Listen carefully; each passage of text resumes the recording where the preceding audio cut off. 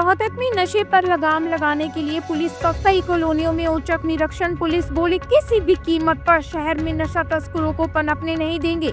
गलियों में तैनात की पीएसओ। जी आपको बता दिया, रोहतक में नशा तस्करों और नशे के बढ़ते सेवन पर रोक लगाने के लिए हरियाणा नारकोटिक्स ब्यूरो और हरियाणा पुलिस ने ज्वाइंट ऑपरेशन चलाकर संदिग्ध कॉलोनी में औचक निरीक्षण किया। हालांकि कुछ रिकवरी नहीं हो पाई, लेकिन छुप कर नशे का कारोबार करने वालों के मन में भय का माहौल जरूर पैदा हो गया। Haryana narcotics department Rohtak unit के अधिकारी मनोज कुमार ने बताया कि रोहतक शहर में करतारपुर और जेपी कॉलोनी नशे का हॉटस्पॉट माना जाता है और भी कई ऐसी कॉलोनियां हैं जहां नशे के कारोबार का अंदेशा है। इस नशे के कारोबार की चेन को तोड़ने के लिए यह औचक निरीक्षण किया गया है और भविष्य में भी इस तरह का औचक निरीक्षण चलते रहेंगे। हालांकि उन्होंने बताया कि अभी कोई भी रिकवरी नहीं हुई है, लेकिन पुलिस की नजर नशे का कारोबार करने वालों पर हमेशा बनी रहती है और नशे का कारोबार फैल ना पाए, इस वजह से हरियाणा पुलिस के पीएसओ की तैनाती इन कॉलोनियों में की गई है ताकि नशा खरीदने वाले लोग और युवा कॉलोनियों में ना घुस पाए। साथ ही उन्होंने बताया कि रोहतक में ज्यादातर नशा दिल्ली और दक्षिण भारत से आता है।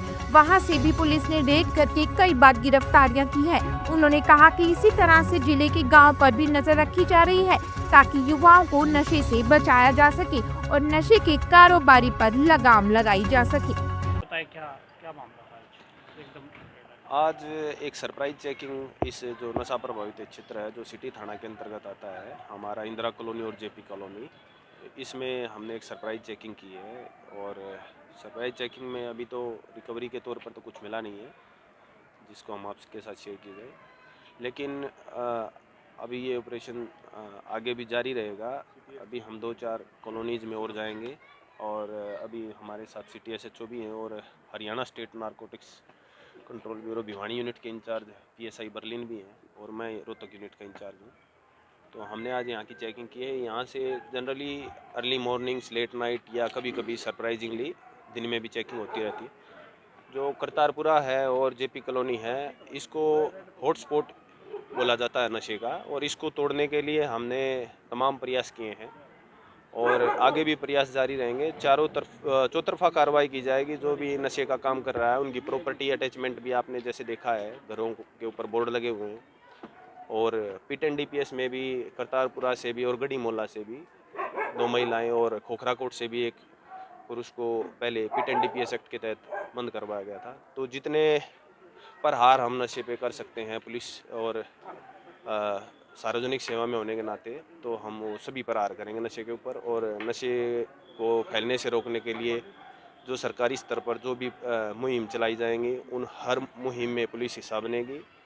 क्योंकि हमने एक ड्रग फ्री विलेज ड्राइव भी चलाई हुई है, वहाँ पे भी एसपीओज भेजे जाते हैं और पर्टिकुलरली जिन गाँवों में नशा कम है, हमारी ये पहल है कि वहाँ पे भी नशा न फैले।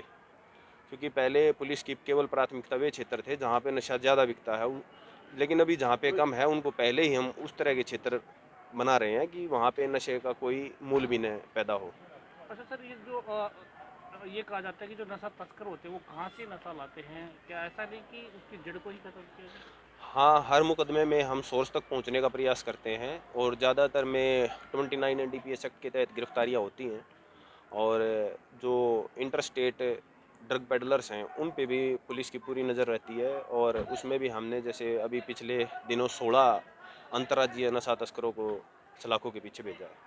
16 नशा तस्करों को पकड़ा है। कहाँ से, अगर तकरीबन बताया जा रहा है, कहाँ कौन से राज्य से लेकर आते हैं? ये ड्रग स्पेसिफिक स्टेट्स हैं कुछ। जैसे अगर आप गांजे की बात करते हैं तो साउथ इंडिया से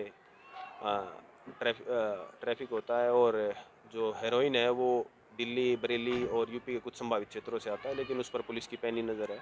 और कई बार रोड पर ही गाड़ियों को इंटरसेप्ट करके काबू करके 100% रिकवरी अमल में लाई जाती है। क्योंकि नशा ठिकाने पर पहुंचने से पहले काबू हो जाए, वो सबसे बड़ी सक्सेस होती है। पंजाब सटा एरिया है हरियाणा से, क्या पंजाब से भी कुछ नशा तस्कर? जब रोहतक की बात आती है तो रोहतक में अभी तक हमने ऐसा लिंक नहीं मिला कि पंजाब की तरफ से ज़्यादा, क्योंकि पंजाब है, पाकिस्तान की तरफ से जो हेरोइन आती है वो पंजाब में आती है, लेकिन पंजाब की तरफ से हीरोइन रोहतक में नहीं आती है। रोहतक में जो हीरोइन आती है वो नाइजीरियंस और जो उत्तम नगर दिल्ली का इलाका है और कुछ यूपी का पीलीभीत, बरेली, कुछ ये इलाका है, यहाँ से हीरोइन की तस्करी होती है।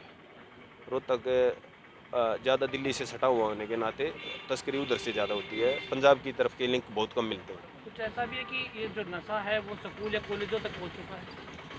स्कूल कॉलेज तक के अभी तक जैसे हमने जो हॉटस्पॉट एरिया है यहाँ पे एसपीओज की तैनाती की हुई है और यहाँ पे अर्ली मॉर्निंग से लेकर लेट नाइट तक एसपीओज हाजिर रहते हैं। करीब 60 एसपीओज की हर गली के मोड़ पर ड्यूटी लगी हुई है।